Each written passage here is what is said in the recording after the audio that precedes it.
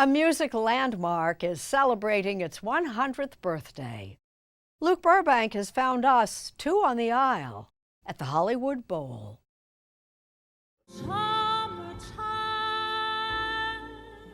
If you're looking for the perfect LA day, you'll want to soak up the sun and play in the sand at one of its many beaches. But for the perfect LA night, you'll need to head about 20 miles inland for an evening under the stars at the Hollywood Bowl.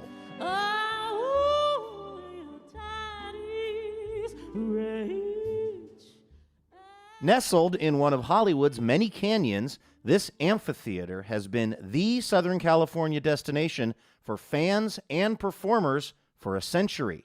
You see the Hollywood Bowl, you listen to great music there, the sound arrive amazing, Hollywood sign, you have the sky, you have all of that. So Gustavo Dudamel is the music and artistic director for the LA Philharmonic.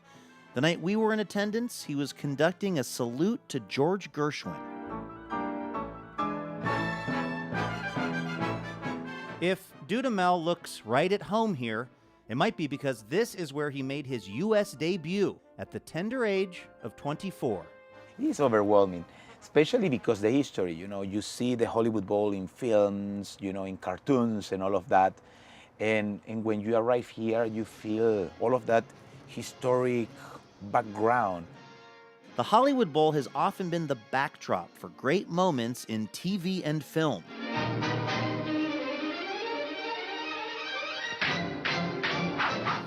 From beaches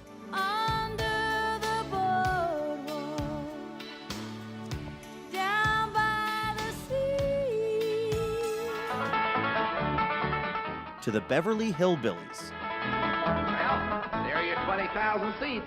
And all of it under that iconic band shell, or at least one of them.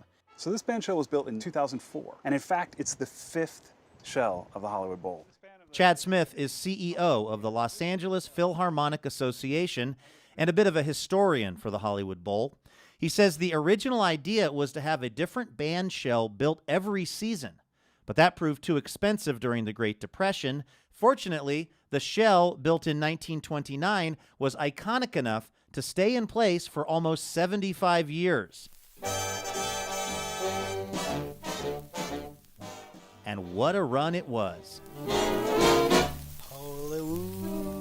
Over the decades, everyone from Ella Fitzgerald to Elton John have performed here.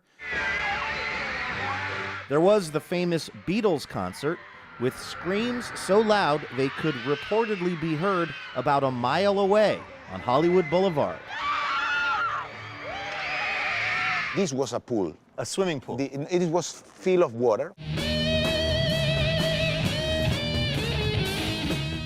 That was until 1968, when Jimi Hendrix showed up. And he was playing, and the audience just started going more and more crazy. And at one point, people rushed down and jumped over that gray wall and started splashing around and swimming in the pool. And at that time, the leaders of the Hollywood Bowl said, I think it's probably time that we drain the bowl. Today, that spot is one of the fancier sections to enjoy dinner and a show. But higher up, like way higher, the bowl makes $1 seats available for many of its shows. The $1 seats are a nod to the Hollywood Bowl's earliest days and the original vision of its founders. Well, it was a group of theosophists, activists, politicians, artists, civic-minded people, but really it was a collection of really powerfully persuasive women who decided that what we needed in Hollywood was a space where we could present the great art forms for the widest possible audiences at low costs with almost no barriers to entry. And a century later, that mission lives on. The Bowl has survived a world war, a pandemic, financial ups and downs. I was a Hollywood high school student, and I got a job here. And 84-year-old Ron Goldman has been here to see a lot of it. My job was to take a stack of programs, put them under my arm, and run up and down these stairs, hawking the program. Goldman credits that job with making him the music fan that he is to this day. It's hard not to fall in love with the Bowl once you've come here. You hear great music in an extraordinary atmosphere, and it has helped me to really appreciate classical music, popular music, all forms of music, and that is something that has informed my life a great deal. For Gustavo Dudamel, it's not just the music that moves him, it's also the silence. Imagine the concentration, the silence of 18,000 people, you know, listening to the pianissimo.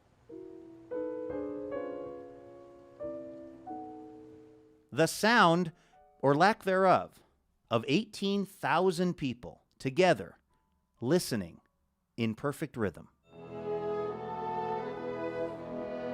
That only happens, you know, in a place like the Hollywood Bowl.